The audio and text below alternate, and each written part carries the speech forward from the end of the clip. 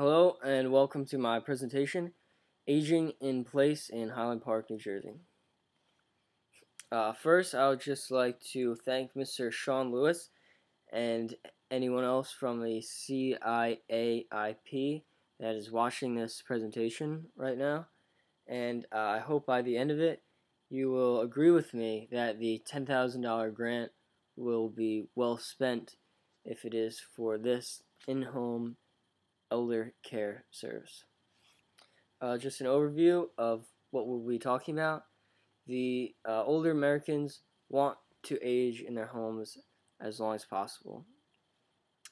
The baby boomer generation is aging, and this means that there will be more older Americans, and so if this is a problem now, it will be even more of a problem in the future. Many of them are not financially able to afford the current types of in-home care, and we will see why. We will also see why it is better to have someone that's not a family member to be the caregiver. And finally, we have an interview with Nancy Aronson and the Highland Park survey that shows that the seniors will become involved in this type of organization. The problem is that the elders in America, and especially Highland Park, are not getting the care that they deserve. They want to age in their own homes, but they cannot do this because, well, as they age, they cannot do everything that they used to be able to do, daily tasks that are needed to be done, and other types of in-home care services are not financially practical. They're not affordable, and they're not flexible enough. They're not what these people want. The cost of care is rising, as I said, and family members do not want to be caregivers, and so there needs to be someone outside of the family who can do this.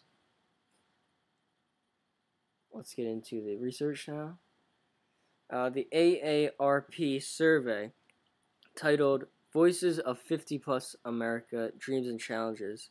This study was just done last year in 2011, and it was done by a random dialing of telephone numbers, and they ended up getting 29,000 surveys from Americans over the age of 50. Just some findings before we get into the visual aids.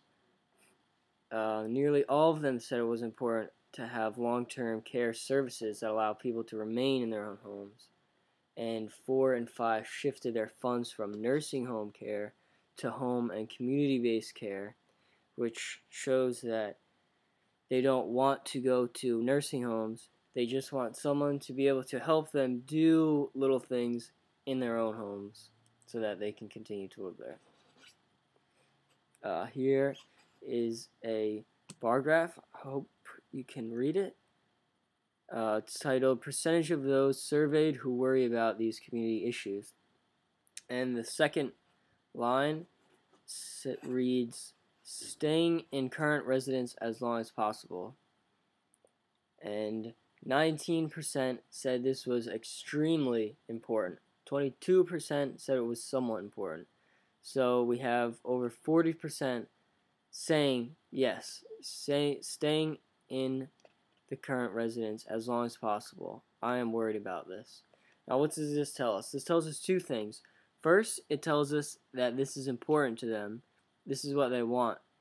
Staying in their current residence is important, and so we can rule out nursing homes, assisted living. That's not what they want. They want to live in their own home. Second, they're worried about this, which means they have some type of fear or doubt that it will not happen. Problems paying monthly household utility costs. 22% said it was a major problem. 31% said it was a minor problem. So if these people are having problems just paying monthly household utility costs, then they'll probably not have extra money to be able to spend on this in-home care. And here we have another pie chart. This one is the importance of having long-term care services that allow aging in place. And the survey asked how important it was, how important is it to you? And we can see 49% said this was extremely important. 36% said it was very important, and not only, but 9% said it was somewhat important. So we have about 95% of those surveyed saying, yes, this is important, this is what we want, and we need something to allow this to happen. Okay, now let's get into the baby boomers. This is just a chart of the median age of the population, and here we see from 1960 it starts to dip, and this is because this is the time when the baby boomers were being born, and so it's pulling the median age down. And here, as we go into the future, 2010, 2020, we see the median age is increasing, and this is increasing for the same reason, because the baby boomers are pulling the distribution towards their age. And here we get into the frequency. 23% said they give care every day. 29% said several times a week they're giving care, and about once a week, 36%. So we have the majority of these caregivers at least once a week giving care. Now let's get into how this affects them. People who experience work-life conflict, either a lot or somewhat. This is 2002, and here we have 2008. The green bars represent male, and the blue bars represent female. The male and female is really not that important. What is important that in 2008, 49% of males reported that their caregiving had a direct conflict on their balance of work life. And 42% of females said that they experienced a work-life conflict also. So a large number, almost half of them, report that being a caregiver, there's work-life conflict. Some other findings from the study: most caregivers only have one wish: more active involvement and help from others. Next finding is that caregivers' relationships with others, whether they're spouses, partners, children, friends, can suffer as a result of their caregiving. And as we talked about, the majority of family caregivers report that their caregiving interferes with work responsibilities. And here we have different types of things that a caregiver provides to the elder: emotional, social care, transportation, household work, shopping.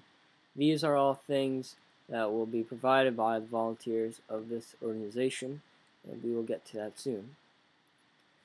The models of success. Burning Tree Village is completely run by volunteers, has a very small budget, and it is very successful.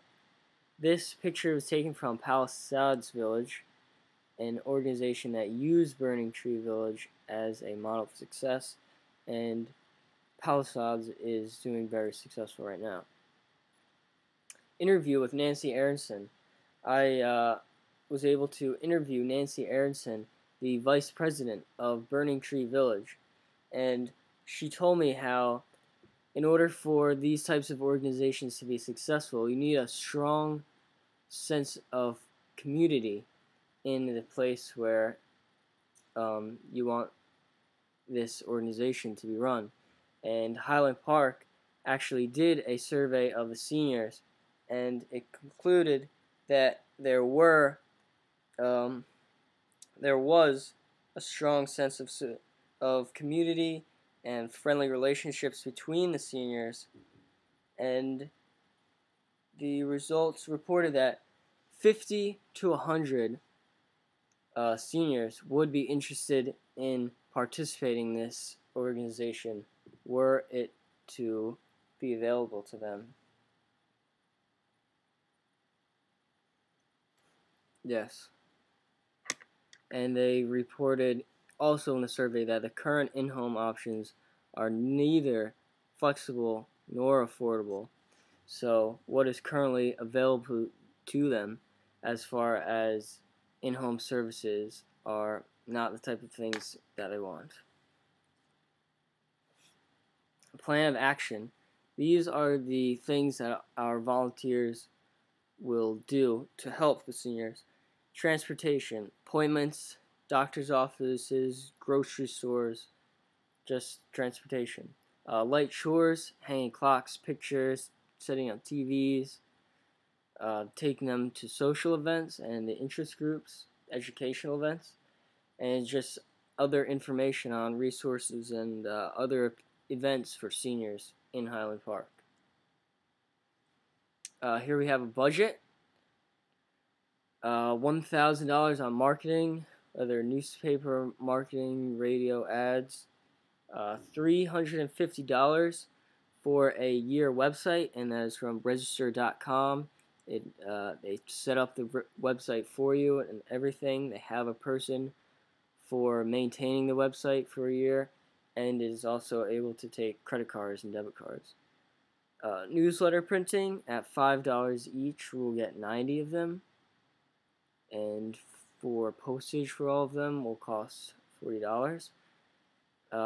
For the meeting and social gatherings, we have a banquet hall, and each time for a few hours, 3-4 hours, is about $300. And we will have 23 meetings, roughly twice a month. This will come out to $6,900. And the refreshments for the meeting be about $80, and that comes out to $1,840. Miscellaneous supplies, just staplers, paper, notebooks, and things, shouldn't be more than $300. Telephone from Verizon Telephone Company is $150 a year. The volunteer reimbursements for maybe partially reimburse them for driving for gas, or if they spend some of their own money, then they will be reimbursed for that. They're not going to be paid for their time, but if they do spend money, I think maybe they should be reimbursed. Anyway, the Burning Tree Blueprint is a guide to running an organization like this, and just one of the things that it said that was helpful is that the legal assistance, taxes, and permits will cost about $900, and liability insurance will cost about $2,000. So that is where those numbers are coming from.